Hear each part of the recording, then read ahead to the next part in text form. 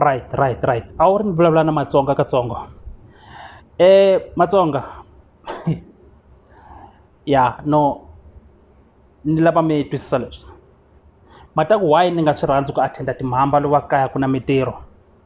it's because ni twisisa xihundla xa mhamba vakokwani wa n'wina a va mi byeli ntiyiso la mi taka hi kona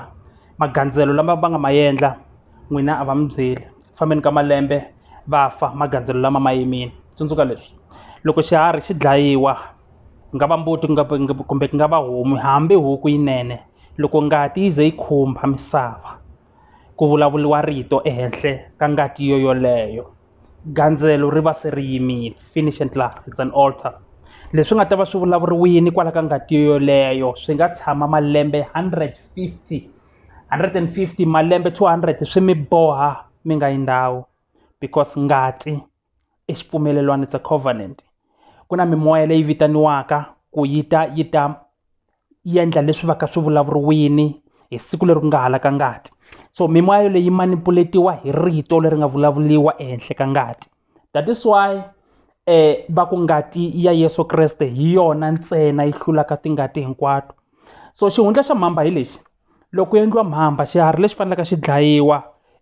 ku endliwa mhamba let's say namuntlha wa vuntlhanu va ri mundzuku ku na ntirho xiharhi lexi xa vulavurisiwa namuntlha na vusiku so that mundzuku loko xi dlayiwa xi va se xi byeriwini ku fanele ku endleka yini mhaka hi leyi loko xiharhi lexi a xi swekiwa mi vitaniwini tixaka hinkwenu mi va mi ri kona hinkwenu mi nga ta dya nyawa liya loyi a nga ta va na badi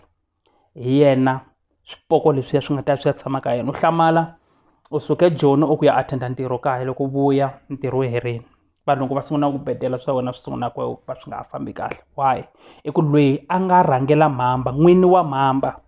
a ye ku dilivheni kumbe a ya rhula leswi n'wi tikaka that is why loko munhu a va kume timhaka ta ku fana a endla mhamba va ku xava homu i ta yi xava homu because la ku ya lunghisa swa yena n'we van'wanyana mi rhambaka i la ku ya rhulela ka n'wena pfukani mani ku na mimoya leyi lwaka laha handle an altar is real van'wana va xadi a wu ri ni nga yi dibi